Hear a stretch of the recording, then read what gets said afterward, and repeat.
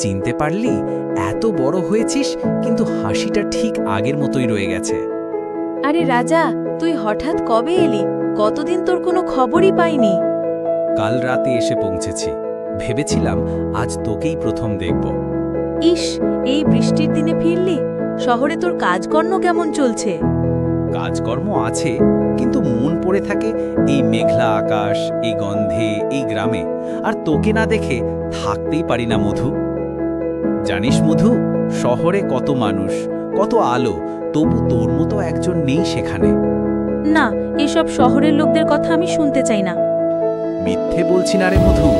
বৃষ্টি নামলেই শুধু তোর কথা মনে পড়ে। কেমন যেন বুকের ভেতরটা হাহাকার করে ওঠে। তুই এখনো কি সেই আগের রাজাই আছিস? হ্যাঁ, তুই যেই রাজারে চিনিস সেই আমি। শুধু তোকে ছাড়া আর কিছুর কথা ভাবতে পারি না। তোর ওই শহরের চাকরি তো ভালোই চলছে, তাই না? চাকরি ভালো, কিন্তু মন পড়ে থাকে এই কাদামাখা মেলায়, তোদের মাঝে। আমারও মন চায় তুই এখানেই থাক। থাকবো মধু, আর ফিরে যাব না, তোর কাছেই থাকবো। মধু, তোর হাত ধরে থাকতে চাই সারা জীবন। এই মেঘ, এই কাদা, এই সব কিছুর মাঝে তুই আছিস, এটাই আমার জীবন।